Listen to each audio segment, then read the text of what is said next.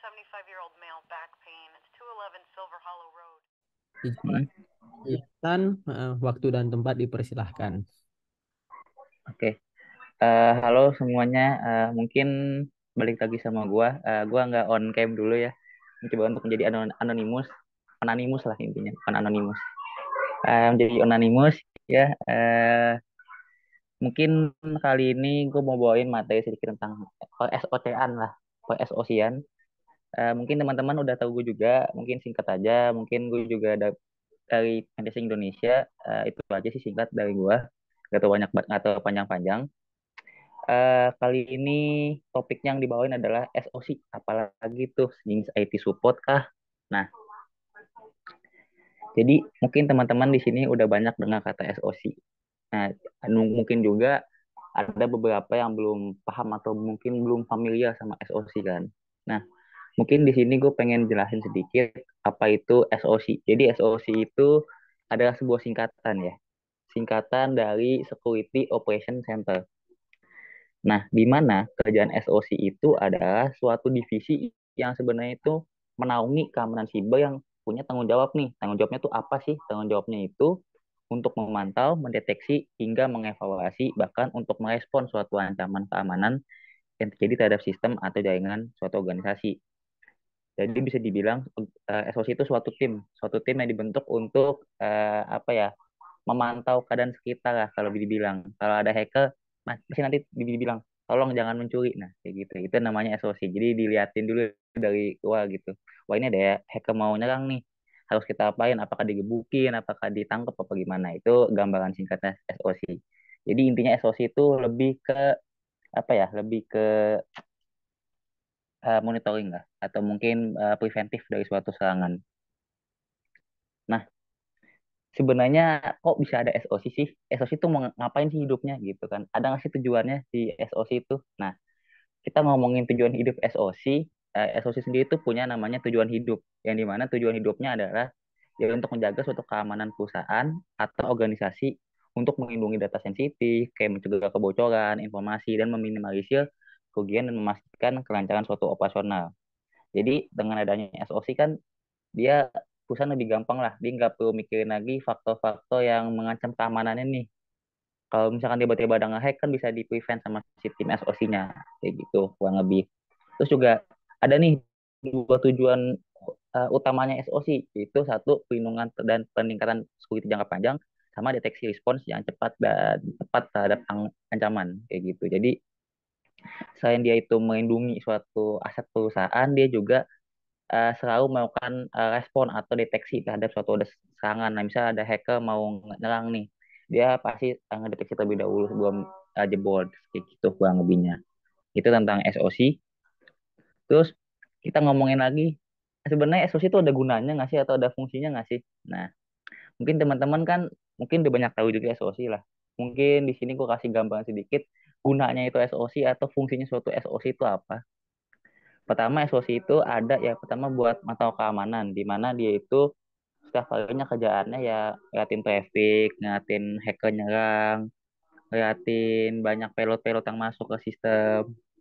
Kedua juga dia ngakuin nama deteksi ancaman di mana dia itu tuh ngakuin suatu deteksi ancaman kayak wah ini kok ada yang mau ngakuin extra injection kah atau ada mau ngakuin XSS kah atau mungkin attack-attack lainnya. Ketiga dia juga respon terhadap insiden. Contoh beberapa bank lalu kita nggak usah sebut nama banknya mungkin teman-teman juga udah tahu kayak contohnya bank yang syariah itu yang datanya bocor itu pasti ada namanya SOC turun tangan untuk namanya ngakuin insiden response. Jadi ngapain sih insiden response itu? Insiden response itu tuh suatu tindakan yang diakuin untuk memberikan penanganan pertama kali terhadap suatu kebocoran data atau data breach. Baik itu dari kebocoran data maupun event-event security lainnya. Yang dimana fokus utamanya itu untuk memberikan tindakan solutif lah. Jadi kedepannya semoga datanya ini tuh uh, tidak merebak dan impact-nya tuh tidak terlalu besar ke masyarakat. Kayak gitu, itu namanya incident response. Keempat itu ada namanya analisis dan investigasi, di mana setiap hari itu SOC itu tuh namanya apa ya sebutannya bisa dibilang ya. Karena dia itu mantau, dia juga menganalisis setiap serangan di mana apakah payload yang dikirim itu benar-benar sebuah serangan atau bukan. Contoh, misal gue kasih use case adalah ada web attack nih dengan query SQL select. Bisa jadi itu suatu serangan sungguhan kalau dia ada parameter-parameter SQL injection. Namun jika tidak ada parameter-parameter seperti SQL injection, itu bisa dianggap sebagai false positif atau bukan sebagai serangan. Kelima, kelima ini itu fungsi SOC sebagai peningkatan keamanan. Di mana seperti yang udah gue sebutin sebelumnya di nomor 1 sampai 4, kayak pemantauan keamanan, deteksi ancaman, respon terhadap insiden, sampai analisis dan investigasi, itu diharapkan SOC itu punya fungsi sebagai peningkatan keamanan. Jadi di mana dia diharapkan itu dapat memperbaiki suatu keamanan yang cukup jelek atau mungkin kurang di masa lalu hingga ke depannya itu di masa depan menjadi lebih baik. Itu kurang lebih untuk sisi SOC-nya. Lanjut lagi kita ngomongin manfaat SOC. Bang, ada manfaat SOC nggak? Oh, banyak SOC itu manfaatnya. Cuman di sini gue mau nyebutin 5 aja untuk manfaat SOC. Nah, ngomongin manfaat SOC itu tuh pertama ada namanya memberikan beta security posture. Jadi apa sih memberikan beta security posture itu? Jadi SOC itu tuh diharapkan atau punya manfaat di mana ke depannya itu setiap setiap bentuk dari keamanan itu lebih jelas lah dalam artian lebih secure dan lebih terjaga di dalam sistemnya tersebut. Kayak gitu kurang lebihnya. Kayak memberikan beta security posture lah. Kedua juga dia memberikan respon yang cepat dan tanggap di mana kalau nggak ada SOC atau nggak ada tim incident response, ketika ada suatu insiden atau suatu kebocoran data kah atau mungkin perkenalan semua kah dan lain-lain, kalau tidak ada tim SOC itu mungkin bisa jadi eskalasinya lebih lama karena nggak ada tim khusus dan karena nggak ada tim khusus yang menangani insiden tersebut. Itu kenapa pentingnya ada respon yang cepat dan tanggap. Ketiga, investigasi semakin mudah ke depannya. Kenapa mudah? Karena SOC itu tuh dibagi dengan beberapa tingkatan. Nah, ada salah satu tingkatan yang namanya incident response. Dia itu tuh dan digital forensik, dia itu tuh yang handle ketika terjadi insiden dan itu menginvestigasi. Karena tanpa ada keahlian khusus, investigasi itu menurut gue pribadi jadi cukup sulit kalau tidak ada skill set yang mumpuni lah. Makanya SOC itu kalau punya skill set mumpuni cukup membantu lah di sisi investigasinya. Keempat,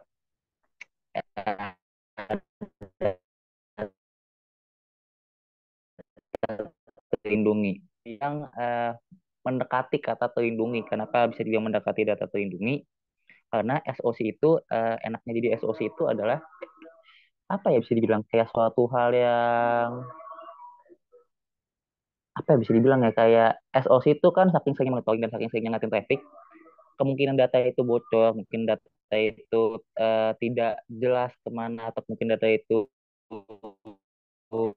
dirusak oleh orang lain tuh agak sedikit terjadi karena setiap hari tim SOC itu udah mantau nih dan dia itu tuh udah punya apa ya, udah punya perhitungan lah tentang probabilitasnya kayak gitu. Terakhir, manfaat terakhir nih yang paling penting juga ketika jadi SOC adalah SOC itu punya manfaat untuk memberikan suatu evaluasi keamanan di mana setiap harinya kan kita melakukan namanya threat hunting manual, kita juga tiap hari namanya bikin reporting, kita juga namanya tiap hari itu analisis suatu event di mana dari kegiatan yang berulang-ulang tersebut diharapkan suatu keamanan itu bisa kita apa ya, bisa kita prediksi lah dan bisa kita evaluasi ke depannya mau jadi seperti apa, seperti itu namanya evaluasi keamanan manfaat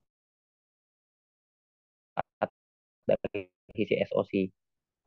Nah, mungkin teman-teman pengen jadi SOC nih, mungkin nanya, bang tutorial jadi SOC gimana bang, bang tutorial jadi blue team gimana bang. Nah, apa aja sih yang mungkin teman-teman SOC pakai yang paling sering dilihat lah sama teman-teman SOC?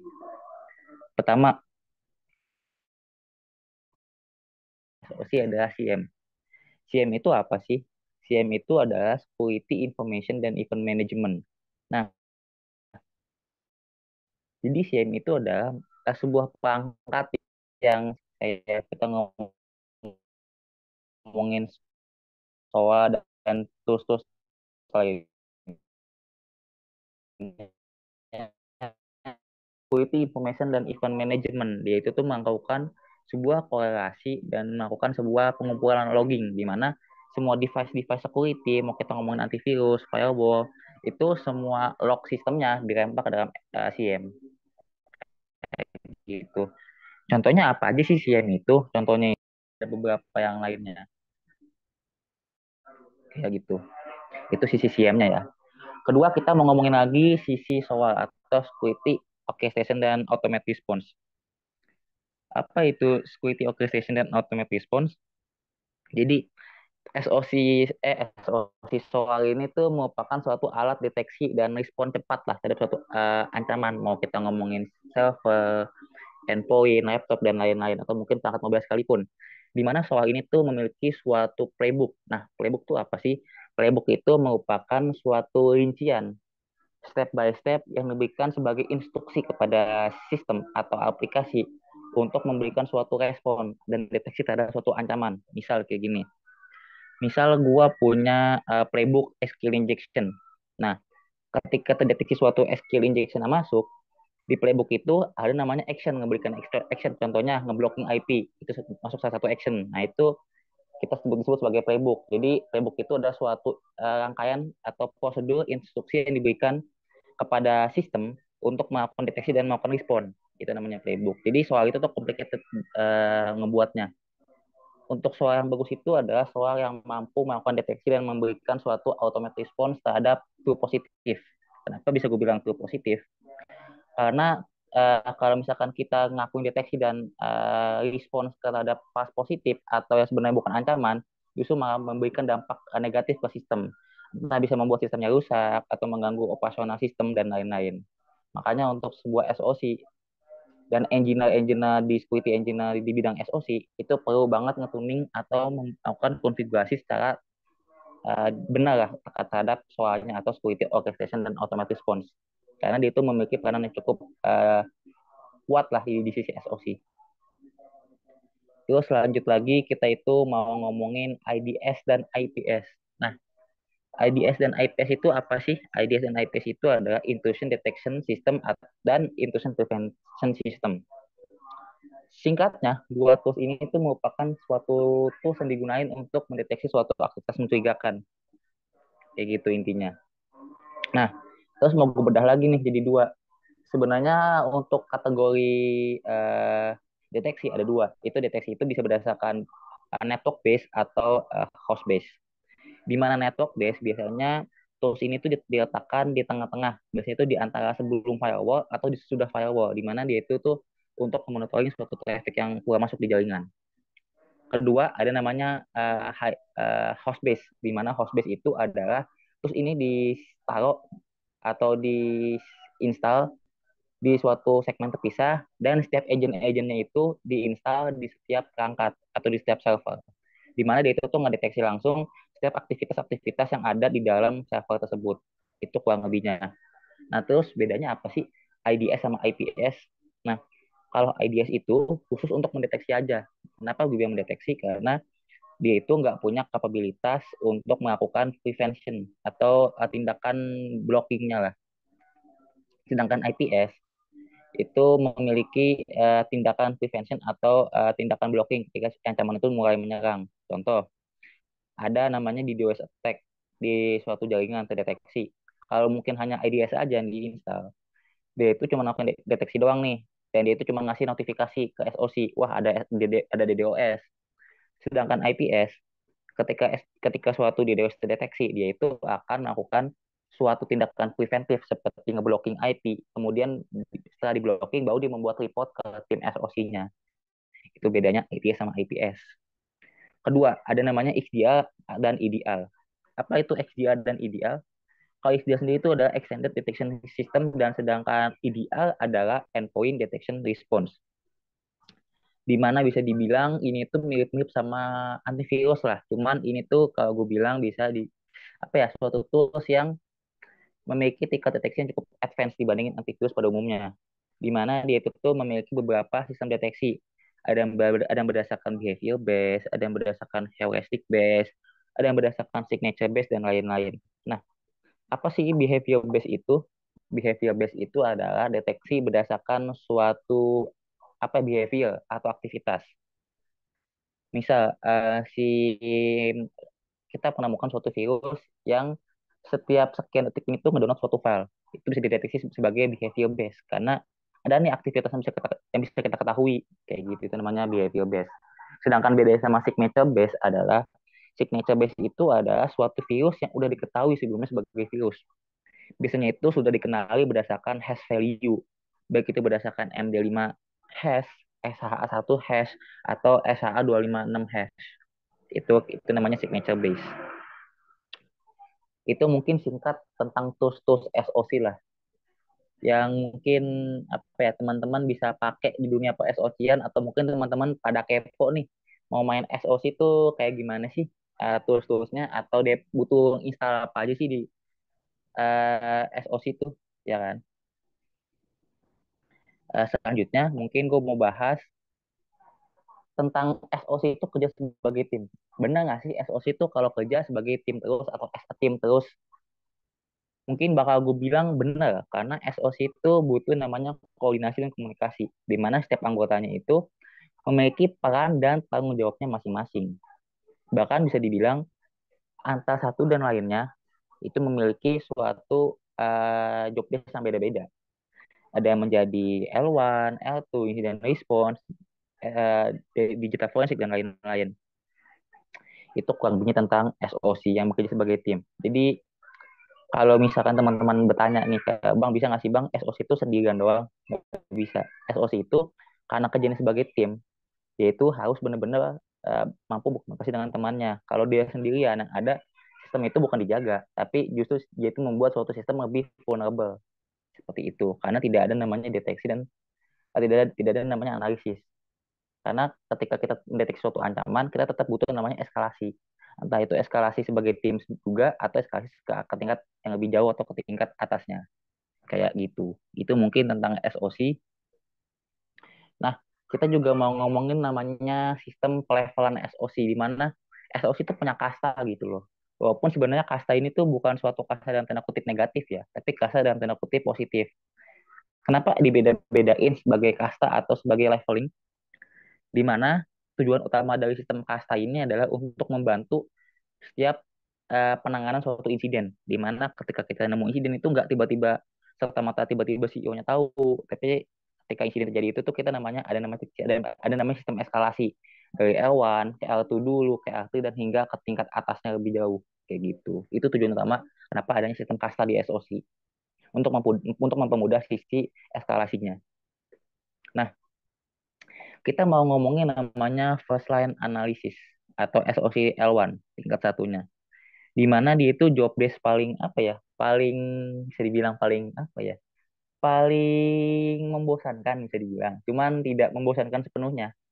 Dalam artian apa sih tugas dan tanggung jawabnya di SOC L1, di mana dia itu tuh tujuan utamanya untuk memantau sistem, menganalisis aktivitas mencurigakan, hingga dia itu merespon suatu aktivitas yang cukup suspicious lah, di mana dia itu tuh setiap harinya melakukan investigasi terhadap bedanya terhadap apa namanya false positif atau true positifnya. Dia tuh nentuin, oh ini harus dieskalasi atau enggak, ini harus dibikin report atau enggak, atau ini tuh sebenarnya serangan beneran, atau ini tuh sebenarnya cuma false positif, seperti itu. Itu namanya SOCL1.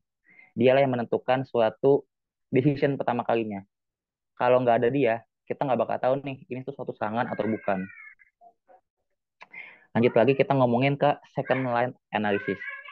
Kalau misalkan kita ngomongin second line analysis atau SOC level 2-nya, SOC level 2 ini tuh memiliki tugas tanggung jawab yang cukup deep atau cukup kompleks, di mana dia itu tuh memiliki suatu isu yang harus dipecahkan lebih kompleks, dan itu juga harus merespon suatu serangan yang lebih lanjut, di mana biasanya SOCL2 ini tuh menerima suatu eskalasi dari tim L1 ketika tim L1 ini tuh nggak bisa nge-solving atau nggak bisa menemukan suatu bukti-bukti yang lebih lanjut kayak gitu. Biasanya itu dieskalasi ke tim L2-nya. Dan bahkan ketika ada insiden pun, tim L2 juga akan ikut turun tangan untuk menerima eskalasi dari tim L1 terlebih dahulu. Itu mungkin gambaran dari tim L2. Sebenarnya yang gue bilang di sini tuh tentang tiling SOC itu nggak selamanya apa ya, nggak selamanya semua sama. Karena balik lagi setiap perusahaan itu tuh memiliki sistem pelevelan beda-beda. Ada yang mungkin SOC L1-nya udah jadi incident response atau mungkin SOC L1-nya udah jadi digital forensik. Itu sebenarnya balik lagi ke masing-masing perusahaan. Cuman secara general mungkin seperti ini. Oke, lanjut lagi ke next level, yaitu level ketiga atau level incident response, di mana dia itu bisa ngakuin namanya respon terhadap insiden. Jadi ketika ada insiden yang mungkin cukup kritikal dan mengganggu suatu business continuity atau BCP, dia itu bakal mulai namanya apa namanya memberikan namanya response insiden. Di mana di level 3 ini juga kadang kala yang melakukan namanya threat hunting atau manual hunting lah di sisi SI-nya, di mana dia ngelakuin deteksi nih terhadap suatu serangan tapi secara manual, nggak berdasarkan CM atau nggak berdasarkan tools. Dia benar-benar nyari sendiri. Itu namanya threat hunting atau manual hunting. Ini seperti yang gue bilang, balik lagi ke setiap perusahaan sendiri itu punya sistem SOC-nya masing-masing dan tiling masing-masing. Mungkin apa yang gue bilang di sini, di level-level kayak gini itu adalah gambaran buat teman-teman. Jadi yang gue harapin di sini adalah teman-teman bisa paham loh alur kerja SOC, walaupun secara di setiap perusahaan tuh bakal beda-beda nih sistem levelingnya kayak gitu. Nah, terus kita ngomongin lagi, sebenarnya SOC itu suatu job desk yang cukup keren nggak sih? Atau cukup spesial nggak sih? Ini bakal gue bahas di sebuah perbedaan SOC versus IT support. Bisa gue bilang SOC itu bukan suatu job desk yang spesial. Kenapa bisa gue bilang non-spesial? SOC itu merupakan suatu divisi operasional. Operasional itu apa sih? Operasional adalah suatu divisi yang dimana dia itu apa ya bisa dibilang melakukan suatu task berulang-ulang dan task repetitif yang berfungsi untuk menjaga suatu bisnis continuity. Di mana operasional itu nggak cuma SOC, ada NOC, ada IT support dan lain-lain. Bahkan juga ada namanya helpdesk. Nah, bedanya apa sih SOC sama IT support? Secara persamaan, SOC sama IT support itu sama-sama memiliki SLA atau Service Level Agreement, di mana SOC sama IT support itu tuh memiliki apa ya, memiliki tentang waktu untuk merespon suatu notifikasi atau email. Terus kedua, dia juga memiliki persamaan kerjaannya itu cenderung repetitif atau cenderung kerjaan yang berulang-ulang setiap harinya. Nah, terus perbedaannya adalah SOC itu beroperasi di tingkat security-nya atau keamanan, sedangkan IT support lebih ke fokusnya ke suatu hal yang general. Jadi general itu dalam artian apa sih? General dalam artian itu tuh dia nge-maintain suatu infrastruktur, server dan aplikasi itu fokus utamanya IT support. Makanya seperti gue bilang, mau kita ngomongin SOC, IT support atau NOC itu cuma beda di sisi scope-nya aja. Kayak SOC itu di sisi security-nya, itu support itu di sisi generalnya, sedangkan NOC itu di sisi networknya. Sebenarnya kerjaannya sama aja, nggak terlalu jauh beda. Yang ngebedain hanyalah scope-nya masing-masing. Kayak gitu. Dan gue kalau misalnya ditanya, apakah bisa suatu IT support jumping atau mungkin pindah karir sebagai SOC? Itu bisa gue bilang bisa. Kenapa?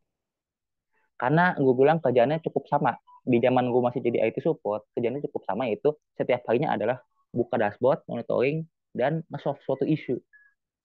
Dan di mana ketika kita jumping ke sisi SOC atau kita mungkin switching kali ke sisi SOC, yang ngebedain adalah apa yang kita solving dan apa yang kita analisis.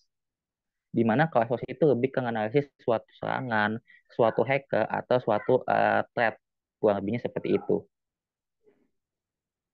Nah, di sini gue mau ngasih tips and trick untuk menjadi suatu SOC Budiman ya. Jadi mana SOC itu bukan jadi sekedar SOC nama aja, tapi sekadar jadi suatu job desk yang benar-benar menggambarkan atau mencerminkan suatu SOC yang sebenarnya gitu loh. Pertama, atau jadi SOC yang Budiman tuh kayak gimana sih? Pertama, itu kita butuh memilih strategi sematang mungkin. Di mana ketika kita membentuk suatu SOC, kita itu harus bisa membuat suatu plan.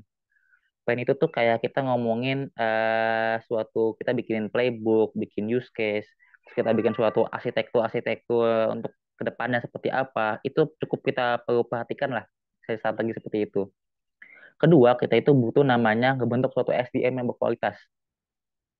Yang dimana kenapa kita butuh SDM berkualitas? Karena SOC itu berkaitan erat dengan bisnis continuity di sisi security-nya. Di mana kalau misalkan kita nggak bisa ngejaga sisi security-nya atau keamanannya, itu menjadi suatu dampak dan impact yang cukup besar bagi setiap perusahaan atau company. Di mana dengan adanya SDM yang berkualitas, itu ngebantu sisi SOC itu melakukan yang namanya detection dan incident response yang lebih baik ke depan. Itu untuk SDM ya. Ketiga itu ada namanya untuk memperhatikan suatu device atau menggunakan suatu device terbaru lah. Itu diperhatikan untuk SOC itu penting banget untuk punya arsitektur yang jelas di sisi aplikasinya. Kayak dia itu harus pakai SIEM seperti apa, dia harus pakai SOA seperti apa, IDA-nya apa, IDS-nya apa, dan IPS apa, dan lain-lain lah. Kenapa harus kita perhatikan? Karena setiap tools itu punya sisi kekurangan dan kelebihannya masing-masing. Bisa kita bilang Wazoo tuh plusnya di A, sedangkan mungkin Splunk lebihnya di B. Tapi si Splunk kurangnya di C. Namun Wazoo ini kurang di D, seperti itu. Jadi semua tools itu tuh benar-benar punya kelebihannya, tapi setiap tools juga pasti punya kelebihan dan kekurangan masing-masing. Kayak gitu. Nah, karena setiap tools itu punya kekurangan kelebihan masing-masing, maka penting banget kita tuh harus nentuin dengan use case setiap perusahaan. Kita tuh pengen kayak gimana sih use case-nya? Itulah kita penting harus tahu aplikasi apa yang harus kita pakai. Terus kedua juga nggak cuma kita milih aplikasi gitu loh.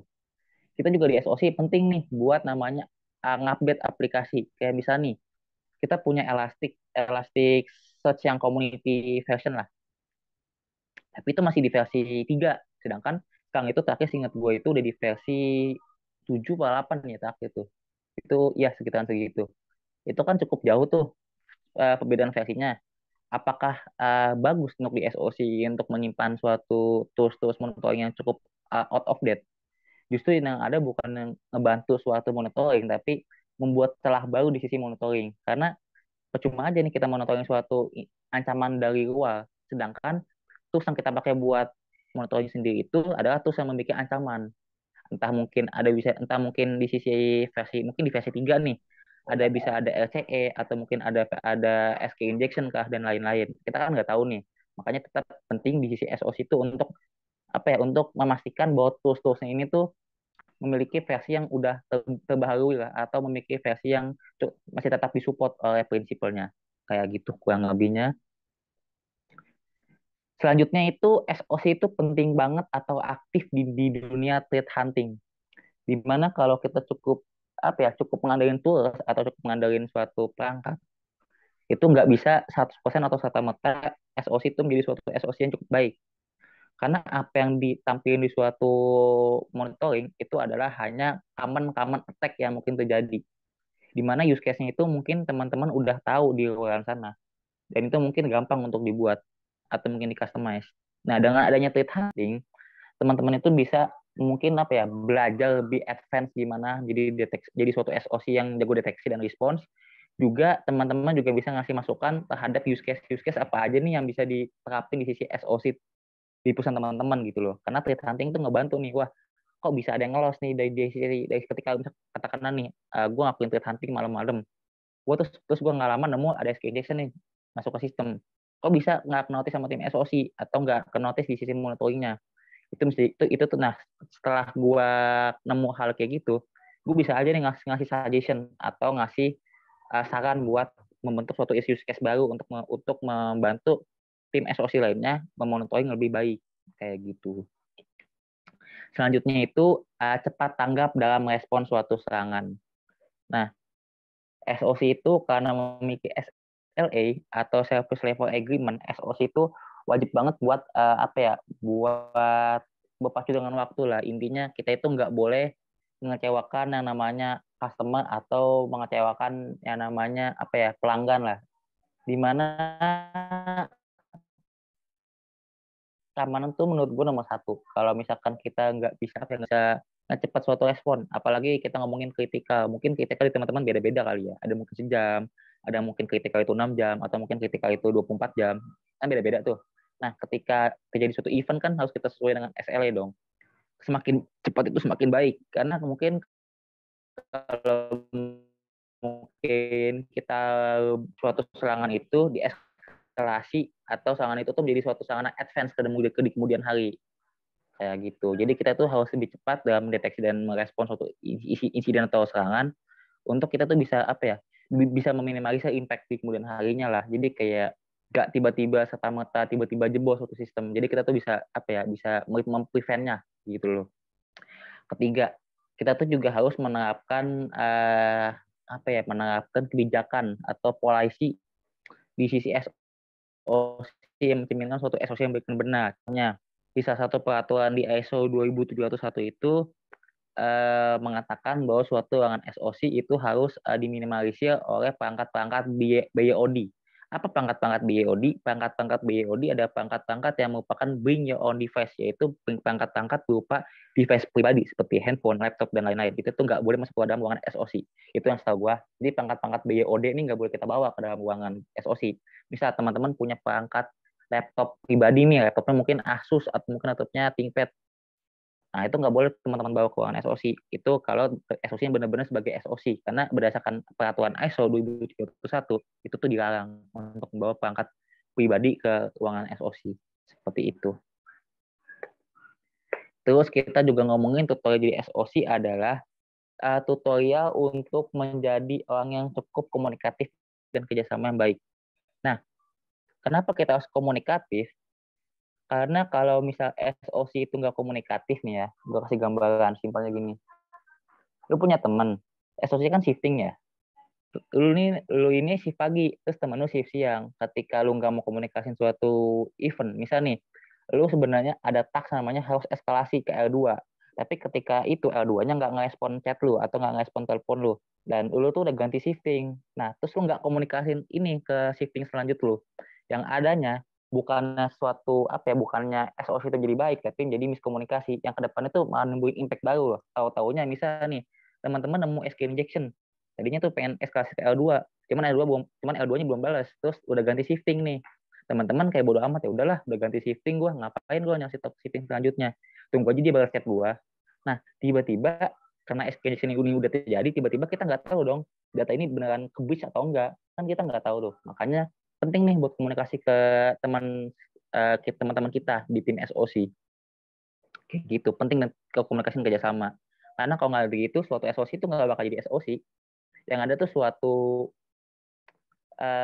apa ya, suatu individu yang cukup annoying dan cukup apa sih bisa dibilang, cukup absurd lah kalau bisa gue bilang kayak gitu. Dan terakhir, tutorial menjadi SOC budiman adalah melakukan namanya pelatihan rutin, di mana kita itu ngomongin security itu tiap hari itu pasti ada namanya update CVA, update TTP, di mana kita itu harus ngikutin namanya CVA. Wah, ada CVA terbaru apa nih? Atau ada mid-threat TTP seperti apa nih yang harus kita terapin di SOC? Di mana tiap hari itu kita harus latihan, nggak melulu nggak melulu tentang monitoring. Karena kalau kita masih terpaku sama yang sebelum-sebelumnya dan kita nggak improve di sisi kita masing-masing, suatu SOC itu menjadi suatu SOC yang gagal. Karena di kemudian hari semakin advance suatu serangan, semakin complicated suatu serangan, yang ada tuh ngebuat suatu apa ya, ngebuat suatu SOC itu justru nggak ada gunanya buat perusahaan. Yang ada tuh cuma sebagai formalitas aja gitu loh. Itu kurang lebihnya.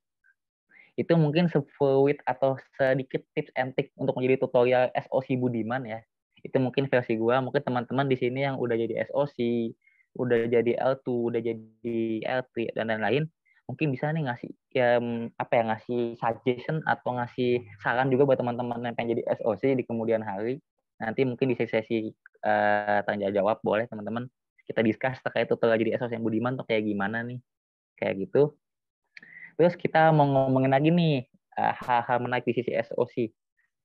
SOC sebenarnya butuh skill set apa sih yang harus ada untuk level awal, atau mungkin sedikit paham lah intinya, nggak harus jago sih, intinya itu sedikit paham apa aja sih yang harus dipahamin oleh sebuah SOC untuk jadi suatu skill setnya. Pertama itu ada namanya analisis, di mana SOC itu tiap hari kita ngeliatin logging, ngeliatin traffic, ngeliatin suatu event, di mana kita itu harus bisa menganalisis setiap kemungkinannya, baik itu dari sisi logging, ke traffic-nya, ke event-nya, kita harus tahu nih, mana aja yang bisa dianggap sebagai false positif atau yang bukan serangan, dan mana sih dianggap sebagai positif atau serangan yang benar-benar terjadi, seperti itu. Padahal juga kita mau ngomongin SOC itu kita harus punya skill set response incident. Dimana kita itu harus tahu prosedur yang baik itu gimana sih untuk menjadi SOC yang merespons suatu insiden.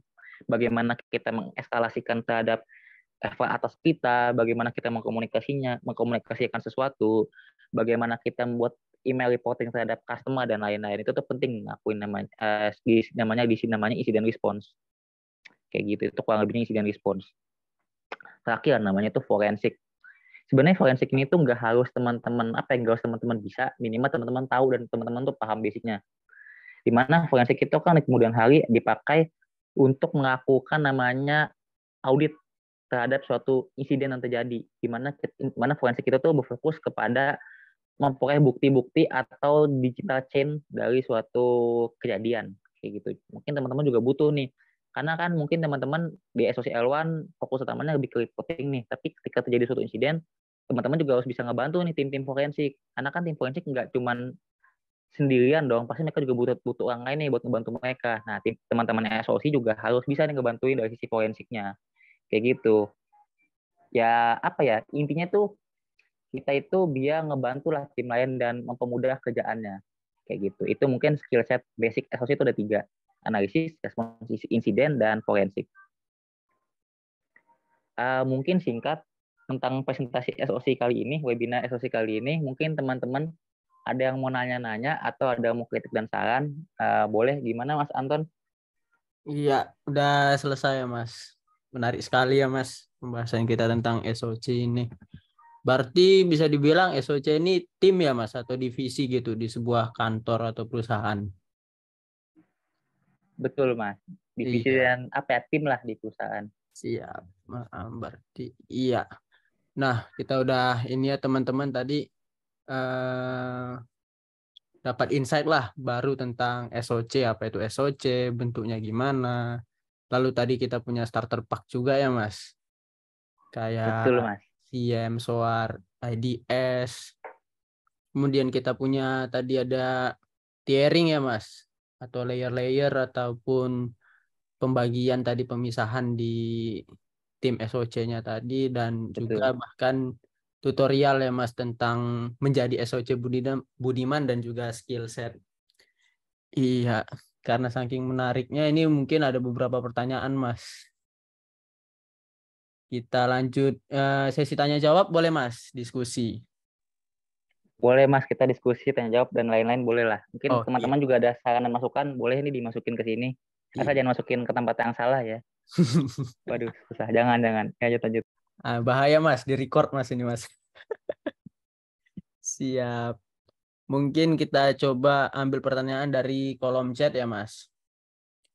Dari Mas Haikal Sidik. Ini ada 2 pertanyaan Mas. Kita coba di pertanyaan pertama dulu nih. Apakah NOC itu bisa masuk ke dalam scope of work dari SOC? Karena kadang perkantoran itu memiliki budget terbatas nih Mas dalam hire divisi terbaru. Terlebih lagi kantor tersebut tidak menjadikan divisi IT menjadi divisi utama dalam income perusahaan. Ya, gimana gitu Mas? Mau ditampung dulu atau mau pertanyaan berikutnya Mas? Atau mau dijawab langsung?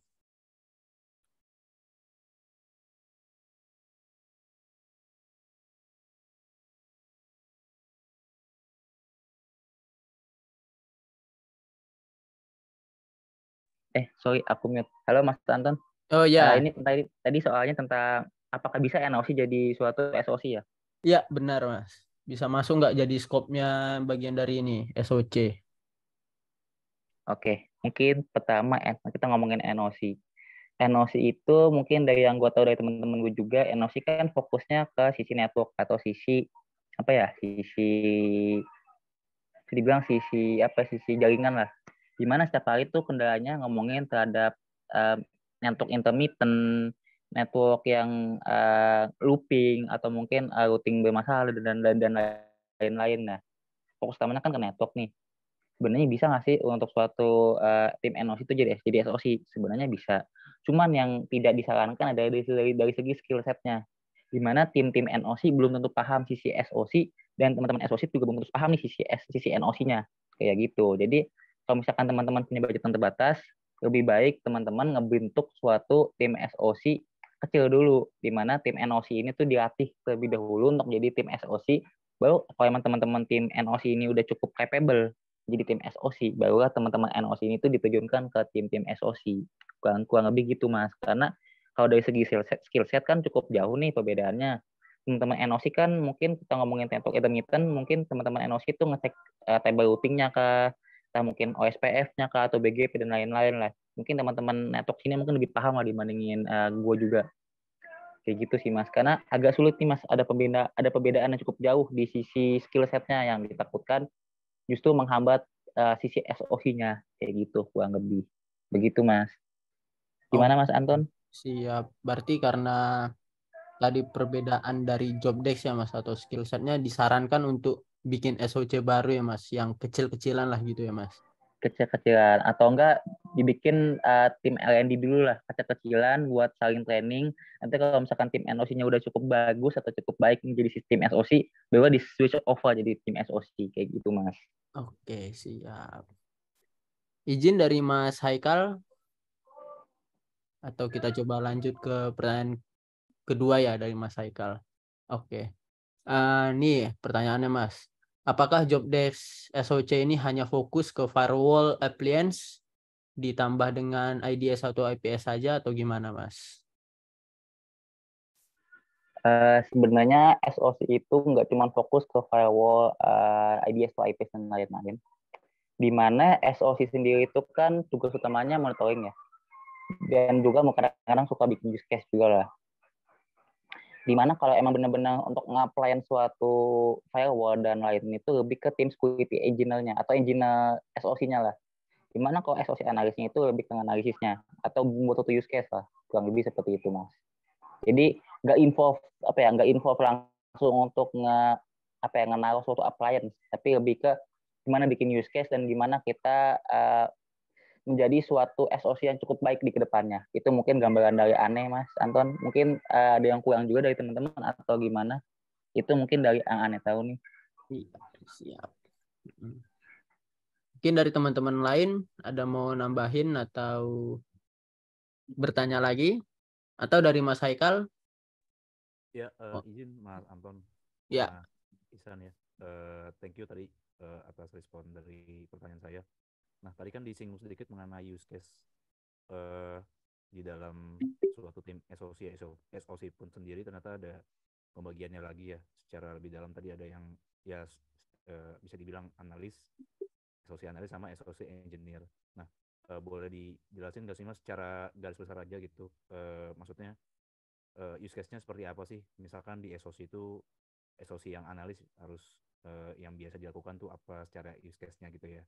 Terus kalau yang SOC engineer tuh use case-nya secara sehari-hari gitu tuh seperti apa sih yang paling banyak dilakukan gitu. Itu aja sih Mas.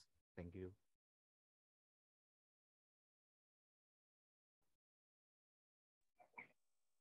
Oke, thank you juga Mas Haikal.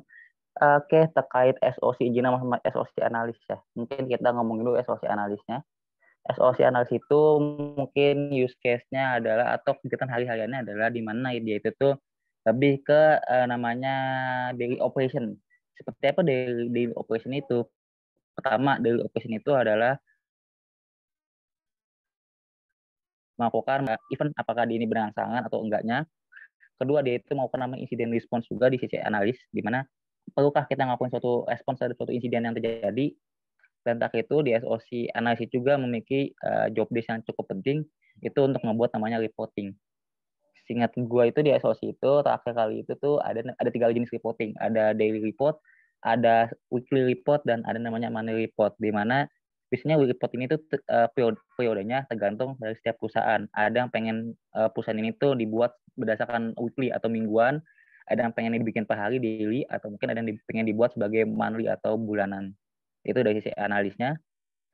Selanjutnya ada namanya SOC engineer atau security engineer-nya, di mana dia itu tuh lebih ke instalasi dan penerapan use case, di mana kalau setahu gue di perusahaan waktu itu adalah dia itu kalau di security engineer atau di associate engineer itu lebih ke melakukan instalasi atau penerapan dari sisi security appliance lah, entah mungkin dia install antivirus, install EDA, masangin agent IDS, masangin agent Wazoo dan lain-lain. Itu kurang lebihnya dari sisi security engineer.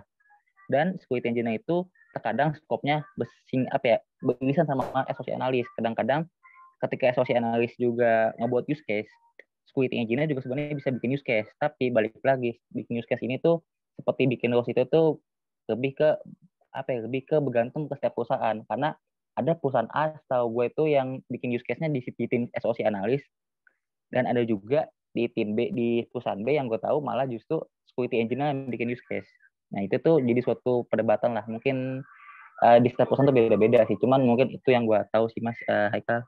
Mungkin ada yang mau ditanyain lagi Mas, atau mungkin kurang jelas?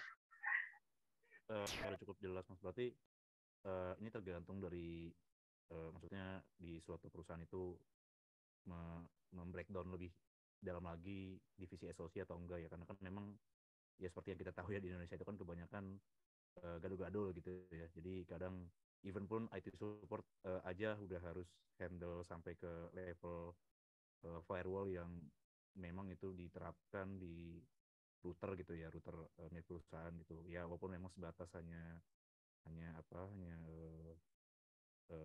protect by port gitu ya, atau filter by port gitu. Nah, tadi sih udah banyak insight-nya sih Mas, ternyata memang ada beberapa tools yang bisa digunakan gitu ya, termasuk tadi ada Elastic dan Wazoo gitu ya. Nah, satu hal lagi sih Mas yang mau nanya adalah kira-kira ada ini nggak ya, ada referensi, maksudnya saya itu ya ada project freelance, cuman memang ini masih masih masih pengen tahu dulu, maksudnya gini, uh, ini network sudah jalan gitu ya di existing customer. Nah, uh, kalau misalkan kita lihat based on log di, ya sebutlah router gitu ya, Mikrotik, itu kan sangat pusing ya kalau kita ngeliat based on log. Nah, kalau misalkan itu lognya dilempar ke tadi tools dari SOC gitu ya, SOAR atau gimana. Cuman yang misalnya open source itu referensi dari Mas Ihsan itu ya yang gampang buat dianalisis dan menunjukkan representatif yang simple gitu ya, tapi komprehensif tuh toolsnya pakai apa ya Mas? Oke, thank you pertanyaannya buat Mas Haikal. Mungkin gue bantu jawab dari sisi pengalaman gue pribadi. Mungkin kalau untuk dibilang kalau untuk dibilang cukup mudah ya buat pemula, itu ada satu tools yang kan kita tadi kan sempat bingung tuh, namanya SIEM. SIEM itu kan Security Information dan Event Management. Di mana dia itu ngepusatin suatu central monitoring lah, di mana suatu log dari perangkat Cisco kayak mau Cisco Meraki, mau Cisco dan lain-lain. Aku juga lupa yang ke Cisco tuh banyak, seingat gue ada Cisco Maki dan lain-lain. Itu jadi kayak bisa ada log nih mau kita lempar dari Cisco. Nah itu bisa kita sentralisasi di SIEM. Nah SIEM apa sih yang bagus buat pemula, yang cukup gampang buat kita analisis? Contohnya itu ada namanya Wazoo atau Elasticsearch lah. Itu mungkin buat pemula cukup gampang karena dari sisi konfigurasinya juga untuk nge-parsing agak lebih mudah untuk dikonfigurasi. Cuman untuk advance analysis dari pengalaman gue pribadi untuk pakai Elastic atau untuk pakai Wazoo itu kurang enak di sisi advance analysis, karena adalah kita itu kalau mungkin teman-teman yang udah biasa UI base atau udah biasa sama UI klik-klik doang, itu mungkin buat teman-teman gampang, kayak tinggal tugel visualisasi.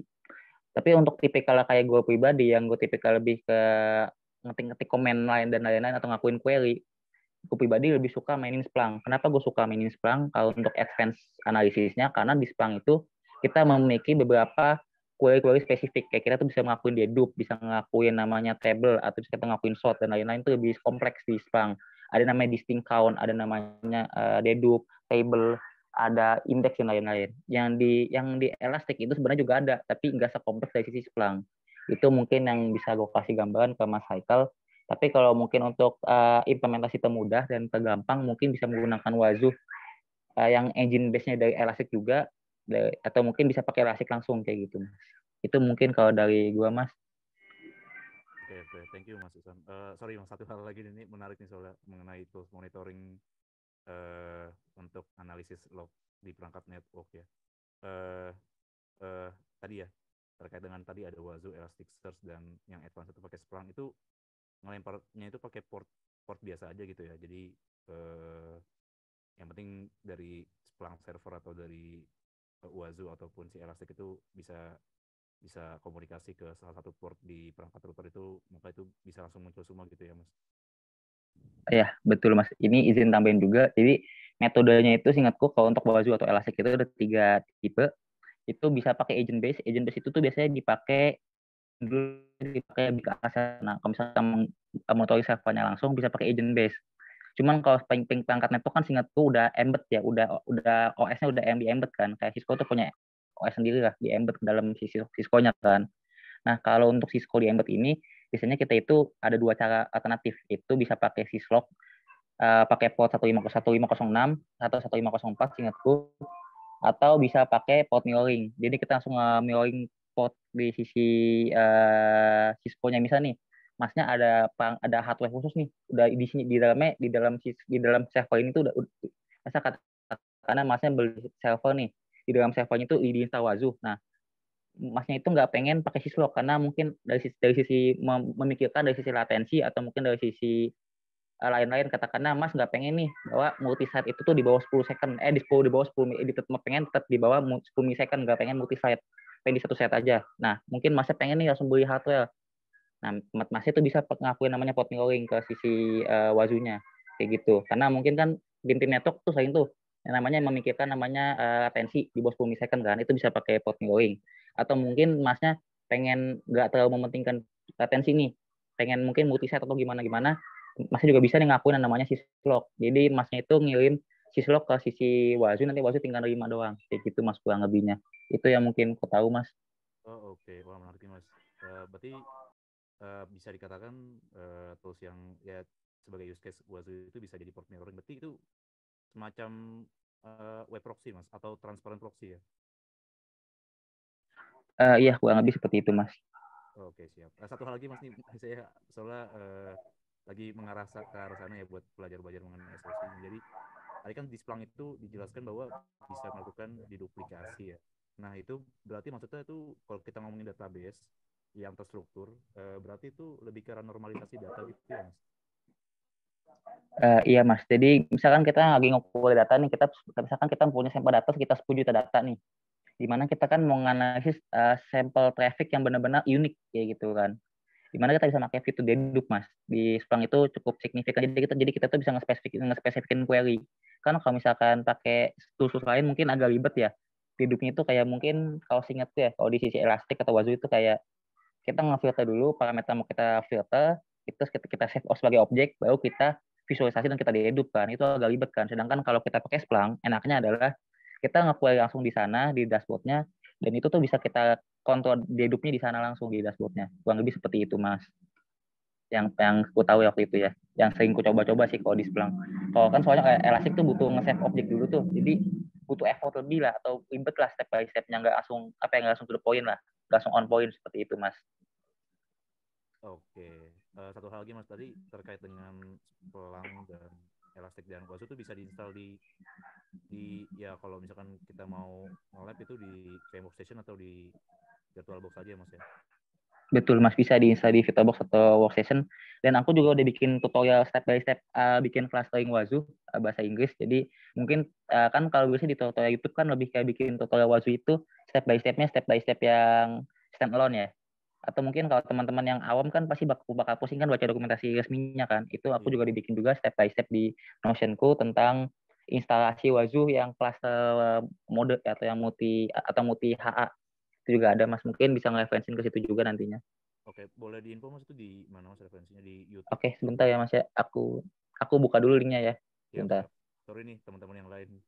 Jadi lama diskusi Gak di sini. apa-apa Mas, lanjut. Luar biasa Iya. semangatnya ini, Mas Haikal ini. Santai.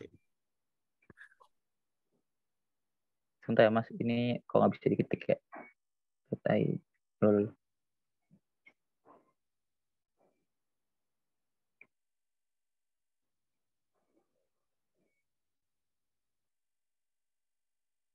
S.id. Oke, kita buka chat lagi. Nah, ini mungkin bisa jadi tutorial nih Mas. Aku ada banyak tutorial di sini. Ada yang dari infrastruktur engineering juga, ada SOC juga dan lain-lain. Mungkin teman-teman bisa nih ngereferensiin ke sini. Atau mungkin ada juga aku GitHub buat ngomongin SOC. Aku juga bikin topologi GitHub ya di GitHub, ada topik tentang SOC juga.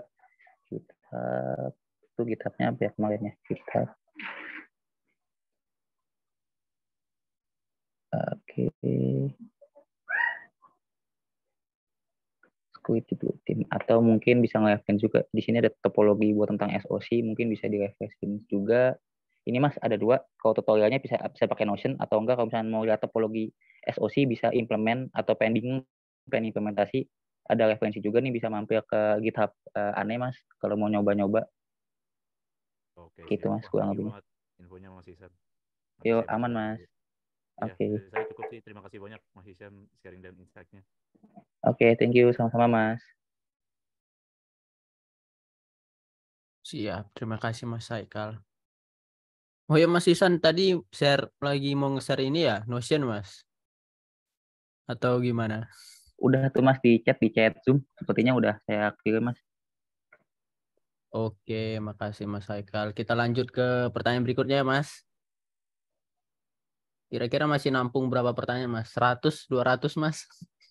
Wah, unlimited Mas, kalau mau banyak gas, mau dikit gas. Oke, siap. Aman aja Mas. Berikutnya dari ini Mas IIFR MDN. Nah, pertanyaannya izin bertanya, adakah roadmap khusus untuk bisa jadi SOC analis? Gitu Mas. Roadmap. Roadmap khusus ya. Roadmap khusus bentar.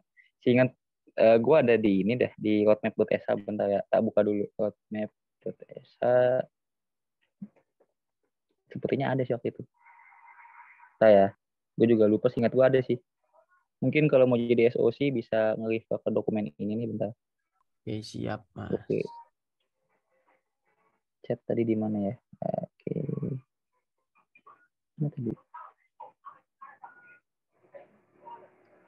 Ini mungkin kalau mau roadmap bisa ke sini, ngikutin roadmap.sh aja, di situ juga udah jelasin kok step by step mau jadi SOC analis.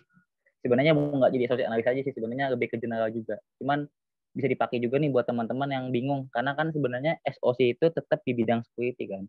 Jadi mungkin ini bisa ngebantu teman-teman lah buat jadi jago atau jadi expert di bidang SOC kayak gitu kurang lebihnya Mas.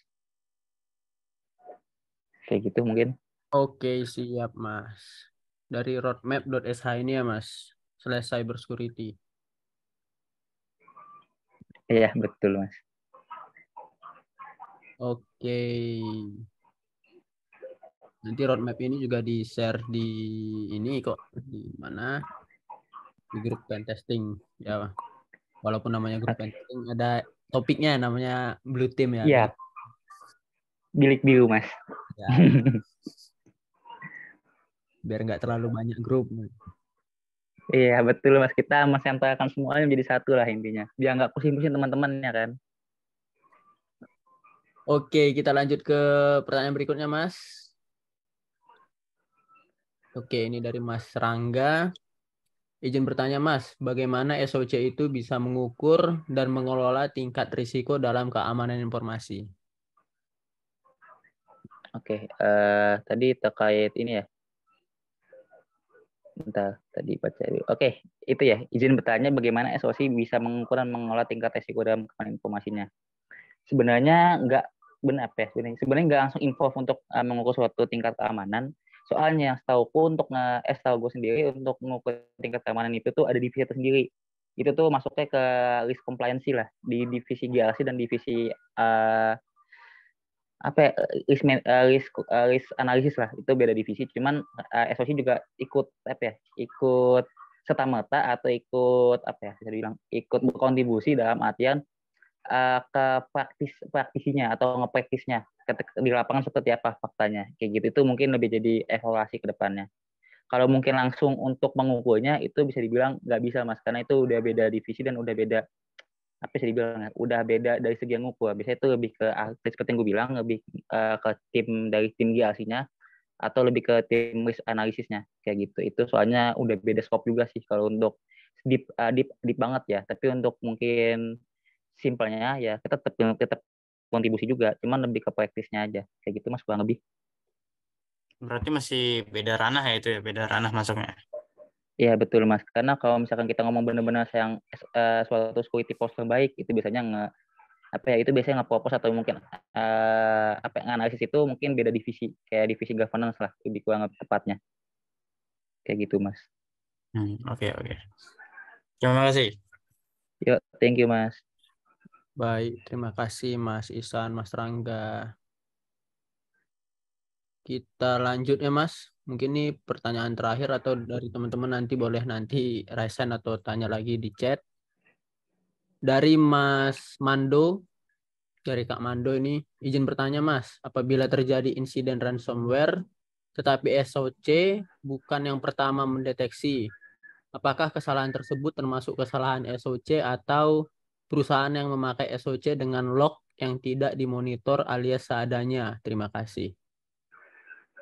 Sebentar ya. Ini Mas- Jose Armando atau Mando siapa ya? Oh kayak namanya nggak asing ya. Jose Oh. Armando bukan ya? Aduh. Temen ya Siapa Mas? ini ya? Mando.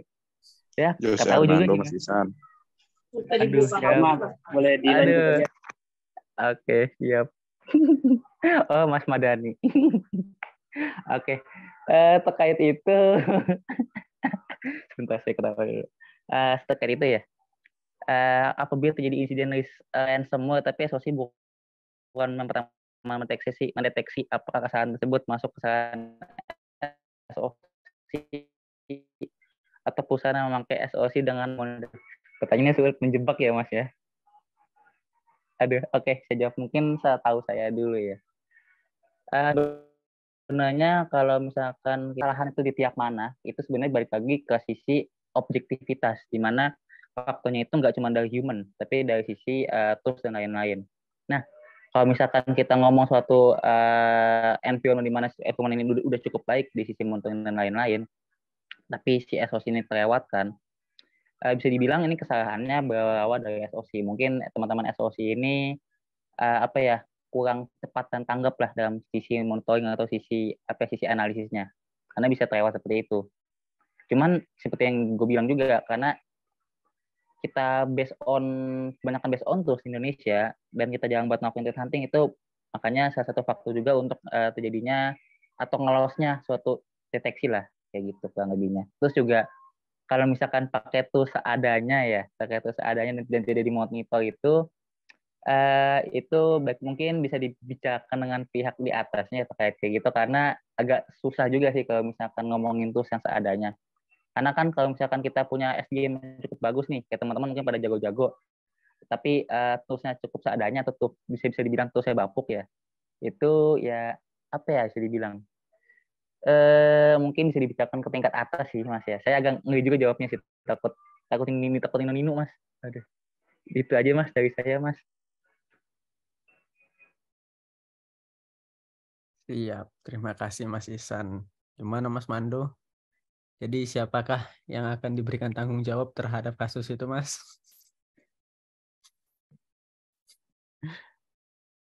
Oke, terima kasih juga Mas. Oke, ini ada pertanyaan baru lagi nih Mas. Dari Mas Madani. Izin bertanya Mas, kalau Wazuh itu bisa auto parse untuk banyak log enggak? Apa cuma log Windows atau Linux saja? Karena kan bikin parser susah juga ya. Dan apakah ada tools buat sharing atau ngajarin ke anak sekolahan buat jelasin SOC itu ngapain, best practice-nya pakai apa gitu? Gimana Mas Isan? Oke ya, terkait itu ya Mas ya. Oke. Wazu itu kalau untuk autopass belum aku belum nyoba sejauh itu juga sih. Gue belum pernah nyoba sejauh itu juga buat autopass ya.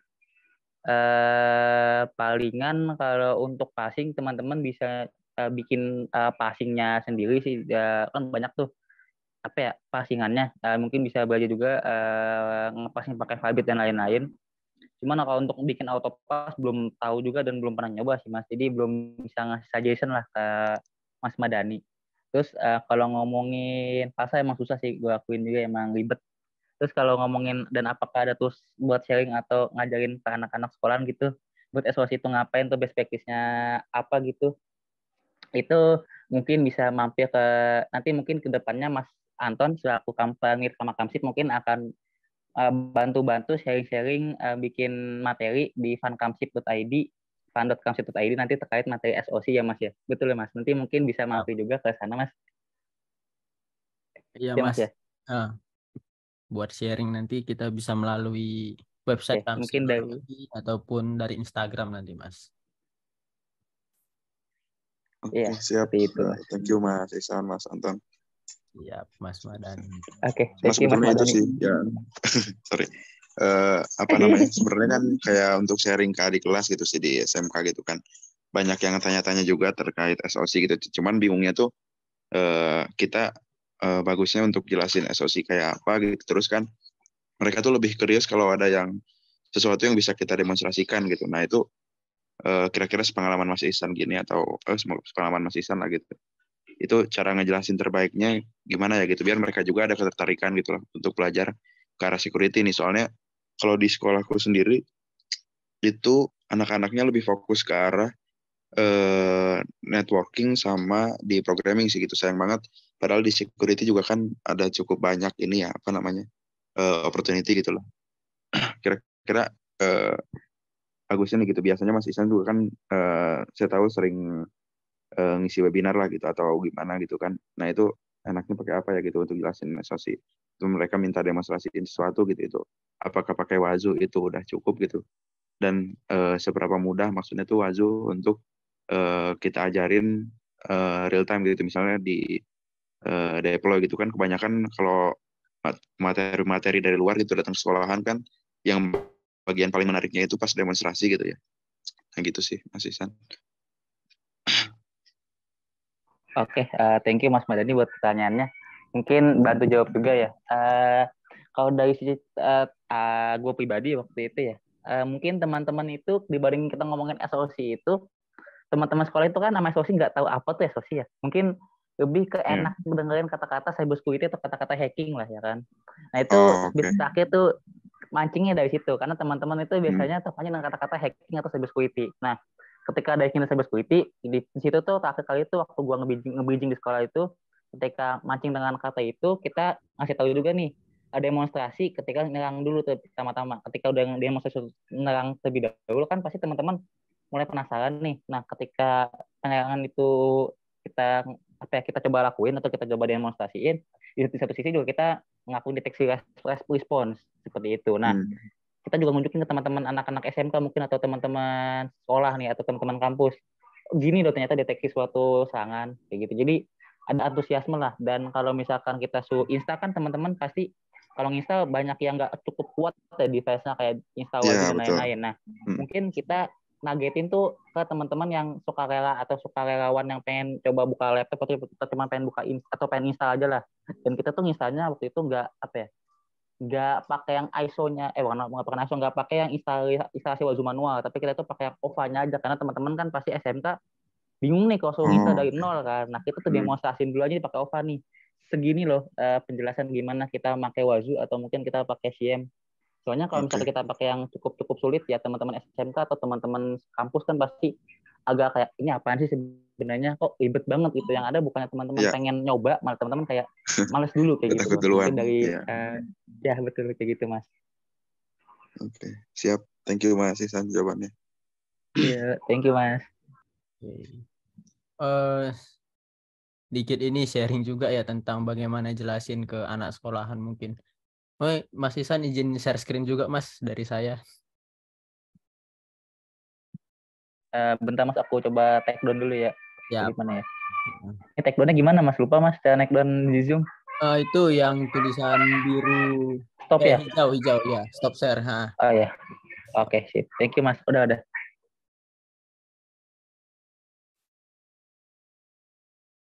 Mas Madani ya tadi Mas. Iya. Memang hadir Mas. Siap Mas. Izin Mas Ihsan ngambil waktunya, padahal Mas Ihsan yang pemateri. Nah ini sedikit apa ya, kalau saya biasanya ngasih gambaran mungkin kita agak beda ya. Ngasih gambaran kayak hacking nih, tinggal buka Kali Linux nih kamu ngehack. Nah inilah namanya pentesting.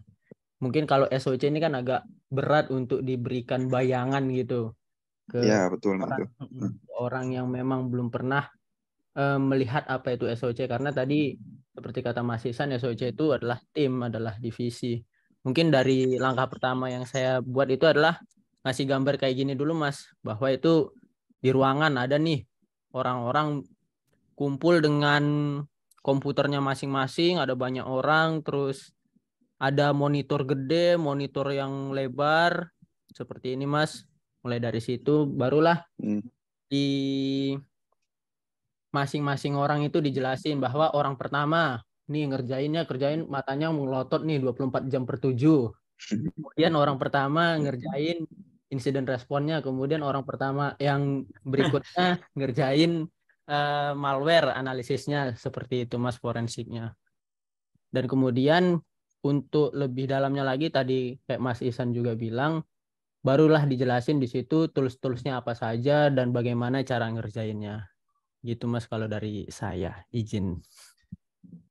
Berarti lebih ke ngasih tahu gambaran kasarnya dulu ya, Mas? Iya Mas, bentuknya. Oh, bahwa sebenarnya di ruangan nih orang-orangnya SOC nih ngerjain.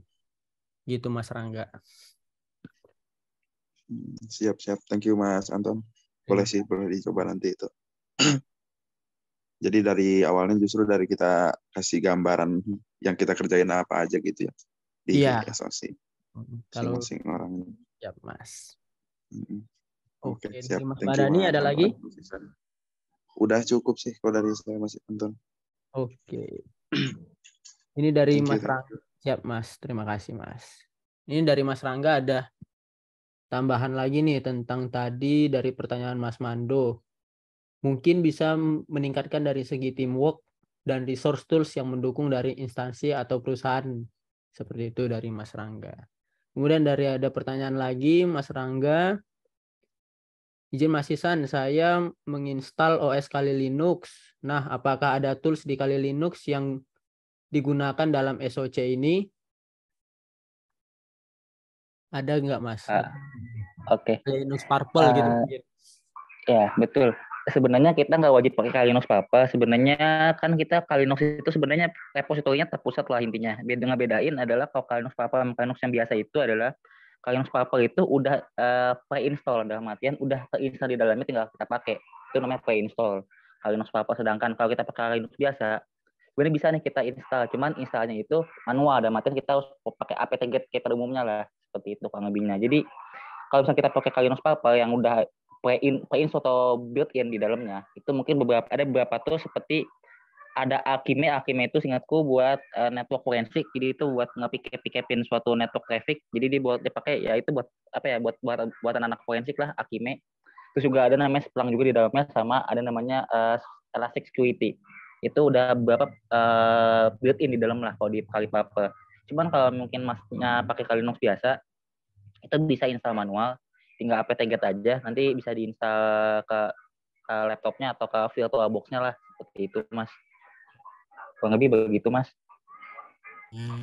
Jadi bisa diinstal manual ya untuk toolsnya? Iya, kebetulan karena karena gue sendiri pakai Kali Linux biasa, tapi kalau misalkan mau install tools SOC, aku juga waktu itu installnya manual sih Mas, pakai apt-get, dan ternyata bisa diinstal di laptop maupun Kali Linux biasa, kayak gitu Mas. Itu bahannya dari mana Mas? Kalau bahan apa tuh Mas? Bahan untuk toolsnya? Kalau toolsnya udah dari repositorinya langsung Mas, dia tinggal kita install pakai apt aja Mas. Oh iya. Oke. Saya baru install sih soalnya gitu. Aman Mas, itu nanti mungkin kalau misalkan mau coba-coba bisa tuh Mas, langsung coba diinstal satu-satu, soalnya beberapa emang udah bisa di 5 kali langsung sih Mas. Siap, terima kasih Mas. Yuk, sama-sama Mas. Iya. Terima kasih Mas Isan juga Mas Rangga. Oh, ini ada pertanyaan lagi Mas, tapi masuknya ke direct message nih. Oke. Untuk ngebuild SOC dengan arsitek yang well itu apa saja ya yang perlu disiapin gitu Mas? Oke, mungkin bantu jawab ya. karena ini bukan karena kebetulan aneh bukan apa ya, gue bukan solution architect atau bukan arsitek di IT ya, bukan solution arsiteknya, mungkin sedikit suggestion aja yang dari yang gue tahu, karena gue juga nggak bisa benar-benar objektif banget kasih suatu suggestion karena gue sendiri bukan arsitek bukan security arsiteknya. Ada suggestion gue adalah pertama mungkin dari sisi arsitekturnya adalah yang penting diketahui adalah kita itu harus tahu use case yang bakal kita pakai. Misal teman-teman punya bisnis model A. Nah, gimana caranya kita ngebangun suatu arsitektur SOC yang bisa nge-support dari sisi bisnis model teman-teman. Karena kalau kita ngomongin bisnis model, setiap perusahaan itu pasti beda-beda. Ada yang bisnis modelnya A, ada yang bisnis modelnya B dan lain-lain. Nah, kalau misalkan kita nge-build SOC pun nggak cocok dengan bisnis modelnya perusahaan ini, yang ada bukan membantu, tapi justru malah mempersulit kayak gitu. Terus juga kita ngomongin bisnis model, kita juga harus namanya memperhatikan faktor namanya business continuity, di mana ketika kita ngomongin suatu environment SOC ini, kita harus tahu nih bahwa operasional SOC ini itu akan berjalan seperti apa ke depannya. Apakah akan membackup suatu setiap incident atau insiden, ataukah malah kita bisa membodo amat atau bisa kayak nggak peduli sama insiden tersebut. Kayak gitu itu penting juga kita cari tahu faktornya. Ketiga, terakhir, sama kita itu harus tahu pemilihan setiap tools. Kita tuh harus cukup tahu kombinasi yang terbaik buat setiap pribadi atau setiap perusahaan. Nah, karena kan setiap perusahaan ada yang asetnya dikit tapi kritikal, ada yang asetnya banyak tapi nggak kritikal dan lain-lain kan. Itu kan nggak bisa kita jadiin satu plug-plug aja gitu loh. Dimana teman-teman juga harus mampu untuk mengcrafting atau mungkin mengkombinasikan tools mana aja nih. Apakah kita butuh enterprise kah, atau kita mungkin butuh solution dari open source kah, atau mungkin kita butuh mengkombinasikan keduanya kah? Itu mungkin seperti itulah gambarannya yang harus kita pikirkan. Karena kan kalau di sisi arsitek atau security arsitek kan butuh knowledge yang deep banget nih di sisi security-nya, dan cukup punya hands on yang cukup lebih dibanding cukup lebih di atas 5 tahun kan. Itu mungkin gambaran dari yang aneh tahu aja sih Mas terkait gimana kita ngebangun suatu arsitektur di sisi SOC. Kayak gitu Mas. Mungkin teman-teman ada yang mau nambahin juga nih, mungkin ada yang kurang atau ada yang salah, mungkin bisa kita tambahin juga di sini. Baik, terima kasih Mas Ihsan. Mungkin dari teman-teman ada yang nambahin atau ingin tanya lagi tentang SOC ataupun tentang pembentukan SOC? Izin Mas Ihsan, Mas Anton. Siap. Ini pertanyaannya pasti ditanyain sama banyak orang ya. Kalau misalnya udah kerja berkecimpung di SOC, range salary-nya Mas, kira-kira berapa ya kalau di Indonesia? Range salary ya, aduh kalau ini agak sedikit sensitif ya, cuman jangan jadi patokan juga. Cuman yang gue tahu aja kali Mas, soalnya agak sensitif sih untuk bahas range gaji di Indonesia. Untuk SOC sendiri, untuk level juniornya aja yang saya kasih tahu, atau yang gue kasih tahu ya Mas ya. Karena kalau untuk level advance-nya kan biasanya tergantung perusahaan masing-masing lah yang buat ngasih harga. Cuman kalau untuk level juniornya atau fresh graduate-nya itu biasanya rata-rata itu di beberapa teman-teman di SOC itu rata-rata yang gue tahu pribadi itu rata-rata UMR sampai UMR lebih dikit lah. Dalam artian sekitaran 4,9 sampai sekitaran 7 untuk juniornya. Itu untuk perusahaan yang kecil lah. Cuman perusahaan yang gede bisa jadi lebih besar dibandingkan itu.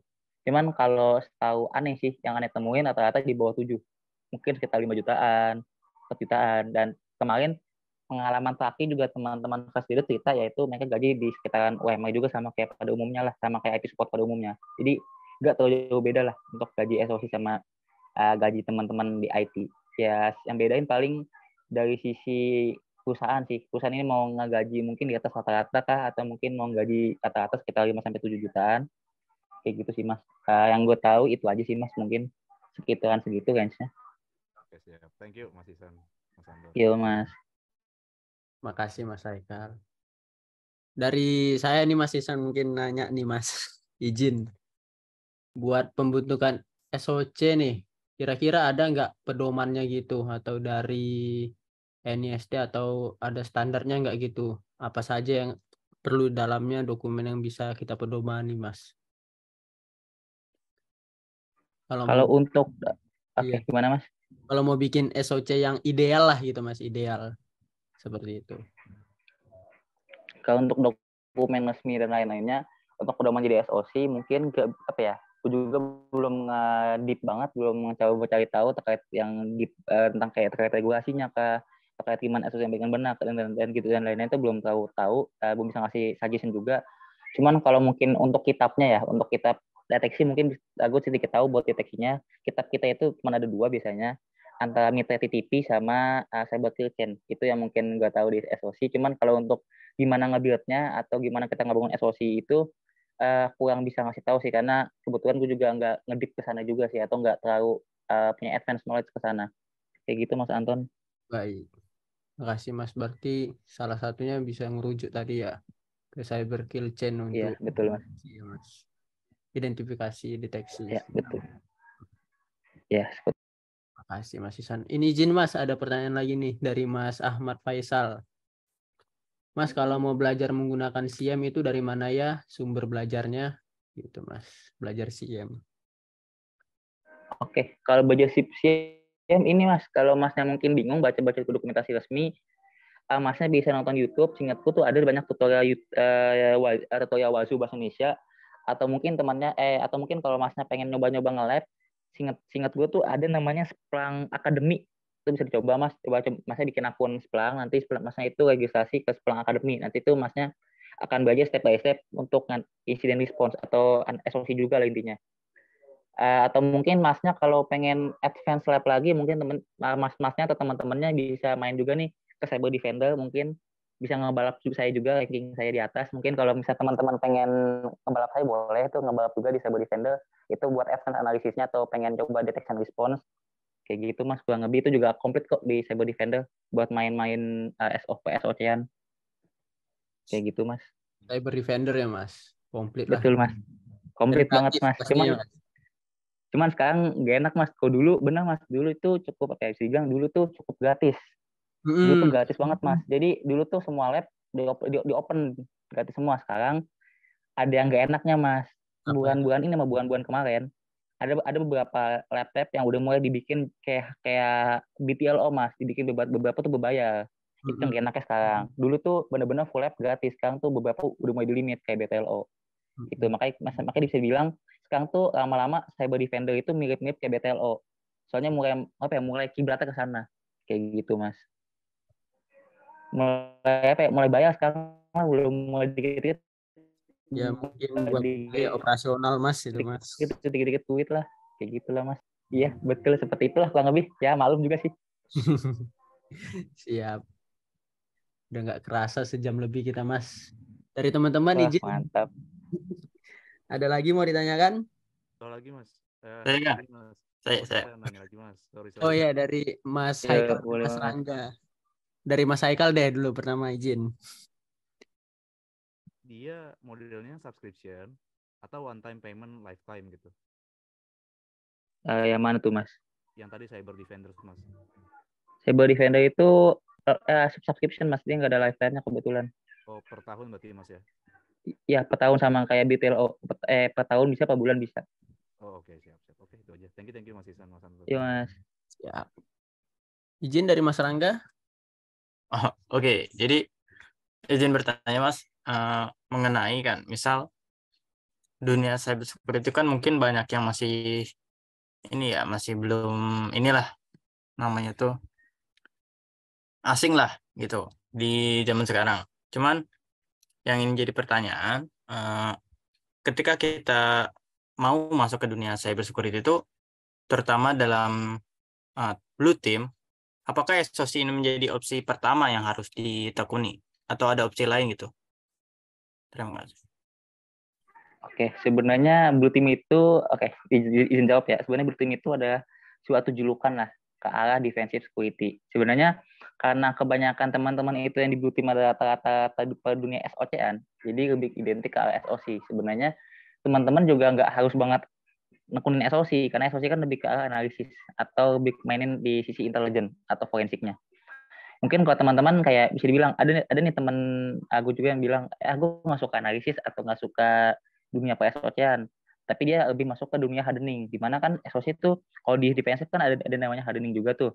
Nah dia itu masuk ke divisi hardening. Ada juga seperti itu. Jadi nggak serta-merta atau nggak melulu tentang SOC atau dunia analisis, tapi ada juga dunia-dunia lain seperti DevSecOps, seperti tim hardening dan lain-lain yang bisa dijadikan alternatif di sisi apa ya?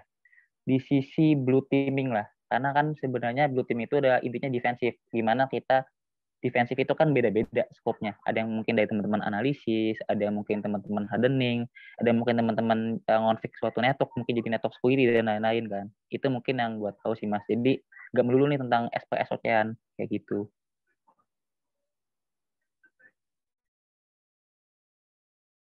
Iya, jadi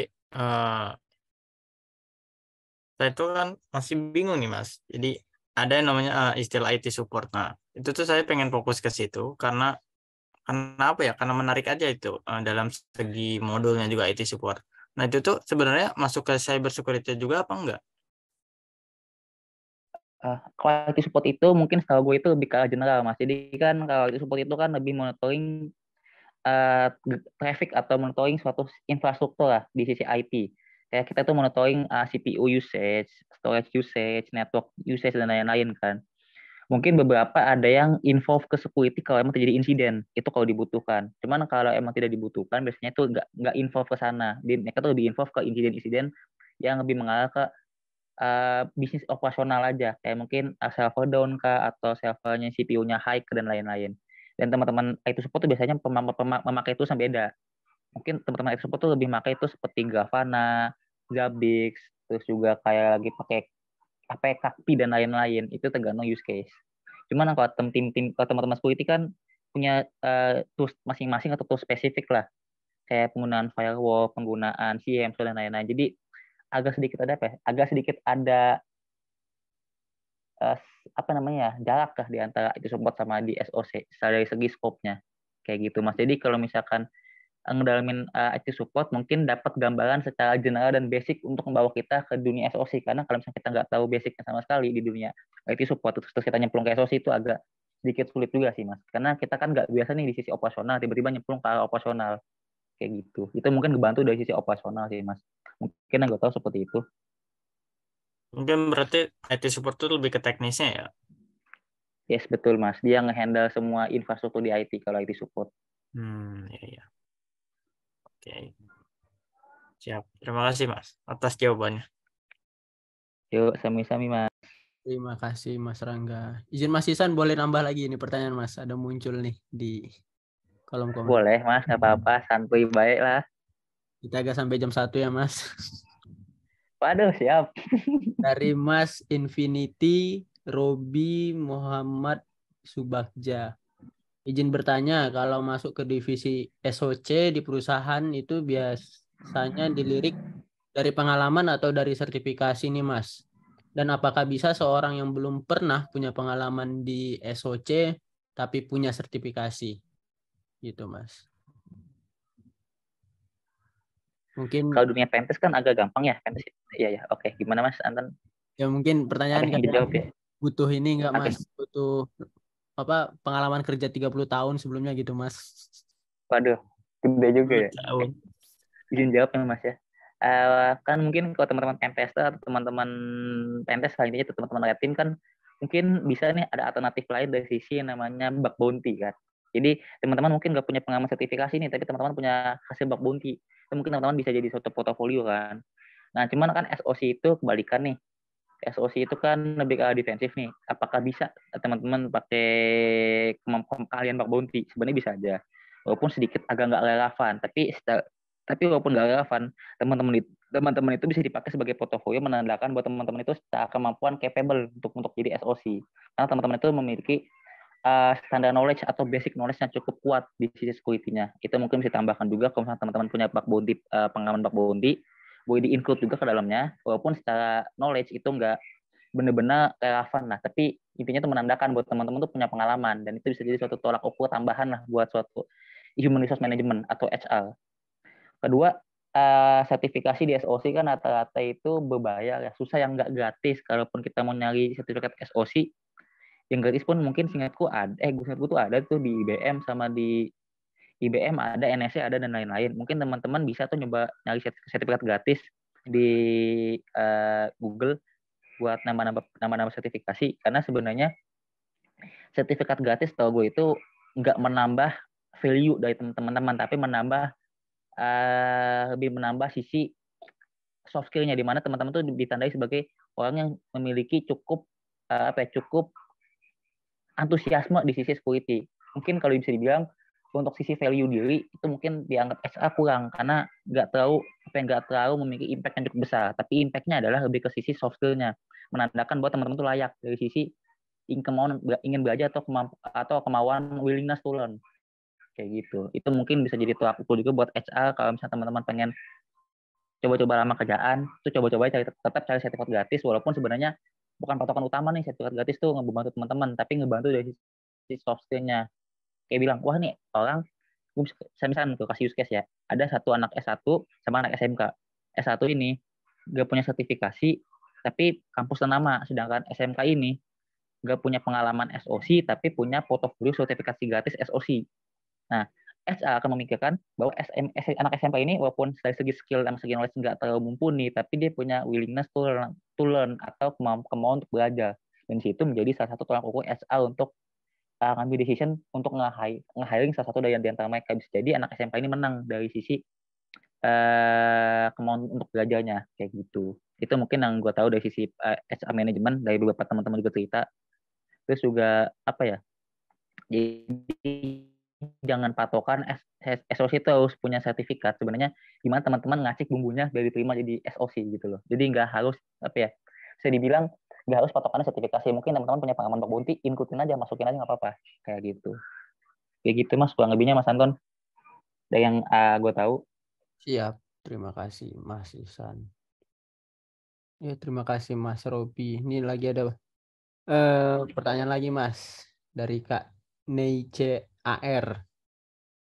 Izin bertanya Mas, kerja sebagai SOC itu harus di perusahaan-kah atau bisa kerja sebagai WFH gitu Mas? Oke, mungkin sedikit kasih gambaran SOC itu gimana lingkungannya. SOC itu terbagi 3 jenis lingkungan. Pertama ada SOC onsite, di mana SOC ini langsung datang ke customer langsung. Itu misalkan katakanlah customer bank nih, bank A. Maka SOC ini akan datang ke bank A untuk setiap hari monitoring di bank A tersebut. Kedua ada namanya SOC di ruangan SOC, atau SOC ini tuh sebenarnya remote, tapi dari jarak jauh remote. Jadi dalam artian itu tetap datang ke perusahaan, tapi masuk ke dalam ruangan SOC untuk monitoring. Ada yang ketiga ini tuh sangat jarang, tapi ada juga yang kayak gitu. Itu SOC WFH, di mana SOC WFH ini monitoringnya dari jauh, dari rumah masing-masing. Tapi kemungkinan untuk SOC WFH itu sangat jarang. Kenapa sangat jarang? Karena ketika suatu SOC WFH yang ada kemungkinan untuk menjadi suatu resiko atau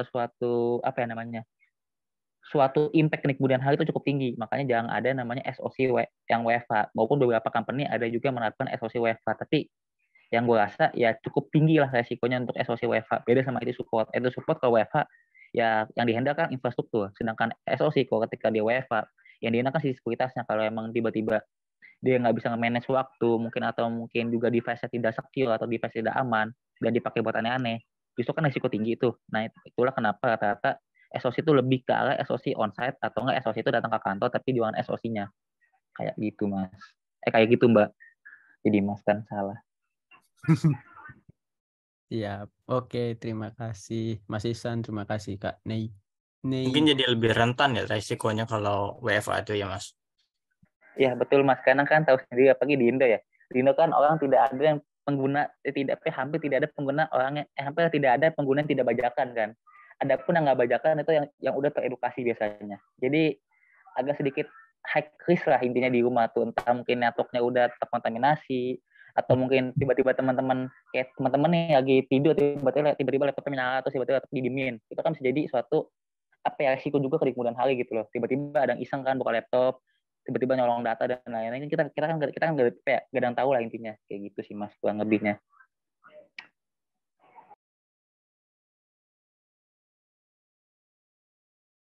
Mungkin jelas Mas, atau belibet tadi. Intinya sih agak resiko sih buat di rumah, karena kita nggak tahu nih seberapa aman kita di rumah masing-masing. Ya, kayak gitu Mas, kurang lebihnya. Tapi Benar juga, Mas. Ya gimana Mas? Tidaknya adalah yang WFH ya, perusahaan yang ya beberapa ada tuh Mas, cuman beberapa itu jarang banget. Jadi dalam artian ada yang WFH tapi sangat sedikit jumlahnya kalau dihitung jari ya, dibandingin sama yang ke kantor atau mungkin yang onsite. Siap. Terima Saya kasih. izin nimbrung Mas Ihsan, Mas Anton, Mas Siap. Rangga. Mas Jadi saya Haikal. salah satu karyawan yang memang masih WFH karena memang kita kerjanya based on remote ya.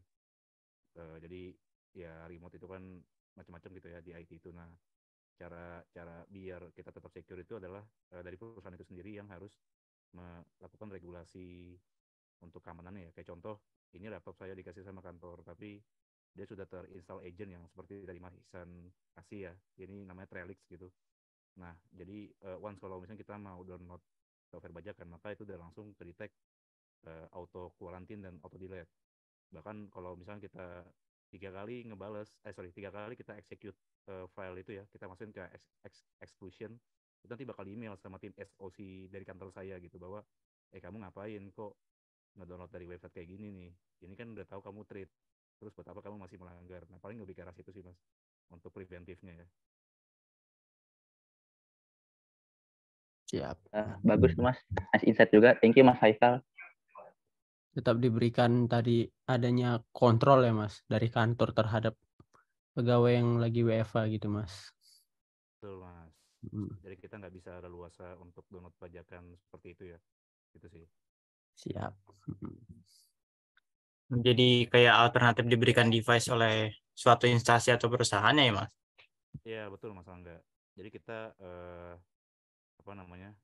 karena ini kan urusannya kerjaan kantor ya, jadi ya udah itu udah dikasih inventory ya dari kantor itu berupa laptop. Jadi ya kalau yang berkaitan dengan kerjaan pakai aja nih laptop ini. Cuman memang nggak boleh kita macam-macam lah gitu karena device ini sudah ke daftar gitu ya, sudah ke tracking, sudah terinstall sesuai dengan regulasi kantor saya gitu. Jadi once kalau memang kalau misalkan laptopnya pun hilang, dia auto delete nanti Mas.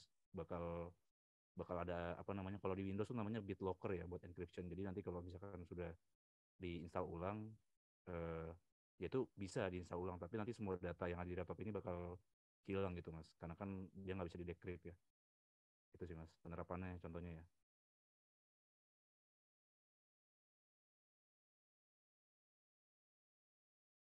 Siap. Terima kasih Mas. Boleh lagi ini Mas Ihsan pertanyaan. Oh tapi ini iklan dulu Mas. Ini ada pertanyaan tadi, Kamar Kamsip ada Discord-nya nggak? Izin jawab ya Mas. IF RMDN ini Kamar Kamsip untuk sekarang itu belum ada Discord. Kemarin itu sempat mau dibuatkan Discord, cuman belum ada tenaga atau resource yang bisa handle di bagian Discord seperti itu Mas. Ya kalau seandainya Mas Mbak yang ada di sini mau berkenan untuk jadi ini bagian dari Kamar Kamsip untuk megang Discord ataupun bagian lainnya, boleh nanti japri aja Mas. Seperti itu. Oke, ke pertanyaan berikutnya. Izin nanya Mas, saran cara untuk praktis menggunakan tools Surikata CrowdStrike gimana ya Mas? Apa ada tutorialnya? Gimana Mas Ihsan? Soal dari gue pribadi jawab juga Mbak. Kalau dari gue pribadi untuk tutorial mungkin bisa mampir ke YouTube. Seingat gue tuh YouTube beberapa udah ada yang ngasih tahu tutorial juga. Cuman kan tutorial di sisi security ini masih terbatas. Dalam artian tutorialnya itu nggak selengkap anak-anak programming. Kan mungkin kita tahu di programming itu banyak lah. Kayak ada web programming Unpas, kayak ada programming zaman dan lain-lain kan. Nah karena tutorial di YouTube ini nggak sebanyak di sisi security atau di sisi maksudnya nggak sebanyak sisi programming security itu, mungkin teman-teman juga bisa melatih dirinya untuk ngebaca nama dokumentasi. Jadi misalnya teman-teman udah nge-YouTube nih tapi masih mentok nih atau masih nggak nemu atau masih ada isu atau ada sesuatu yang mesti di-solving. Mungkin ada saran juga dari gue mungkin coba untuk main juga di sisi dokumentasi. Jadi kita juga selain apa ya bisa dibilang apa ya? Belajar juga baca dokumentasi dalam artian teman-teman penting buat baca dokumentasi. Kenapa? Karena di perusahaan itu teman-teman tuh nggak berpacu sama YouTube lagi gitu loh. Karena rata-rata YouTuber IT juga sebelum mereka bikin video YouTube itu mereka juga pertama kali belajar tuh dari si dokumentasi. Misal kayak Anda pribadi, gue pribadi itu belajar Wazu, pengen bikin konten Notion nih, katakan pengen bikin step by step Notion. Nah, Notion yang gue buat itu di Notion, step by step Wazu itu dibuat berdasarkan dokumentasinya si Wazu itu sendiri yang gue bikin ulang. Nah, itu contohnya kan. Makanya seperti yang gue bilang penting banget buat belajar atau mulai start dari sisi dokumentasi. Karena kalau misalnya kita mentok dari sisi YouTube, nggak nemu lagi tutorialnya, itu penting juga baca dokumentasi. Kayak gitu sih. Karena security itu menurut gue masih suatu bidang yang cukup dikit yang mau ngasih tutorial. Mentok-mentok ada bahasa Inggris. Jadi itu pun nggak sekomplit bahasa Inggris programming dan atau yang lain-lain. Apa ya, agak sedikit circle-nya kecil lah bisa dibilang. Kayak gitu. Jadi saran mungkin lebih sering-sering baca dokumentasi aja sih Mbak, kayak gitu. Atau nggak mungkin YouTube juga boleh, nggak apa-apa. Cuman kalau YouTube, aneh kurang tahu sih YouTube tuh ya, channelnya apaan, kayak gitu sih Mbak. Mungkin bisa masuk komunitas juga sih, kan soalnya mungkin udah banyak itu di luar yang yang ngebuat komunitas-komunitas tentang security juga. Mungkin ngebahas di situ. Betul tuh Mas, enggak nice insight juga, thank you Mas. Iya, oke. Makasih Mas Isan dan Mas Rangga atas jawabannya. Ya memang ya masih sedikit ya tentang security, khususnya cyber security ataupun blue team, membahasnya di YouTube dengan berbahasa Indonesia. Dan makanya itu Kamar Kamsip hadir hendaknya untuk mengatasi itu semua. Oke, izin dari teman-teman, apakah ada lagi yang mau ditanyakan? Udah hampir 2 jam kita. Siap, terima kasih juga Kak. Oke. Ini di penghujung kedua jam ini kita mungkin ada pertanyaan lagi atau tidak. Oke, jika tidak mungkin sedikit tadi kita udah banyak ya dari webinar, dari slide per slide sudah diberikan sharing oleh Mas Ihsan kepada kita semua tentang apa itu SOC, pembagiannya, dan apa saja yang diperlukan dalam pembentukan SOC, toolsnya apa saja, dan juga kita jadi udah diskusi panjang lebar tentang seputar SOC ini, mulai dari praktiknya hingga apa saja kepatuhan tadi yang perlu dilakukan oleh para pegawai ataupun para member di tim tersebut. Oke, saya dari moderator Anton izin minta maaf apabila ada kesalahan dari awal acara hingga penghujung acara ini, dan juga mengucapkan terima kasih banyak kepada pemateri Mas Muhammad Ihsan. Teman-teman jika ada yang ingin say hello juga, ingin bertanya, boleh nanti melalui Instagram Kamar Kamsip ataupun Instagram personalnya Mas Ihsan ya, boleh Mas. Dan juga mungkin kalau ingin diskusi kita bisa lewat grup yang ada di Telegram @pentestingindonesia seperti itu. Oke, mungkin dan juga hasil recording ini nanti diupload ke YouTube, dan jangan lupa teman-teman boleh isi daftar hadir semisal nanti ada sertifikasi yang bisa dibuatkan akan dikirimkan ke email teman-teman masing-masing. Oke, itu aja. Mungkin ada dua patah kata dari Mas Ihsan penutup. Oke, penutup ya. Kebetulan karena gue pendiri pengen jadi pelopor intinya lah. Intinya dunia cybersecurity itu luas, nggak cuma di sisi ofensif. Mungkin teman-teman ini di sini kok gue lihat banyak yang lebih condong ke ofensif lain. Gue juga tahu banyak yang ofensif di sini. Jadi gue juga pengen ngasih suggestion bahwa nggak cuma ofensif doang loh gitu loh yang cukup yang harus ditekuni, tapi sesekali mungkin teman-teman juga harus belajar juga di sisi defensifnya kayak mungkin forensik dan lain-lain. Ya intinya untuk membangun suatu environment di sisi security yang lebih baik lah ke depannya di Indonesia. Kayak gitu Mas mungkin dari gue pribadi penutupnya. Siap, terima kasih Mas. Jangan ofensif melulu, tapi lihat juga bagian defensifnya. Oke, Biar seimbang. biar seimbang. Setuju Mas Rangga. Oke, mungkin itu aja ya. Terima kasih semua. Terima kasih atas ucapannya pada juga Mas Ihsan dan juga tim Kamar Kamsip. Saya Anton, izin undur diri. Selamat malam. Malam guys.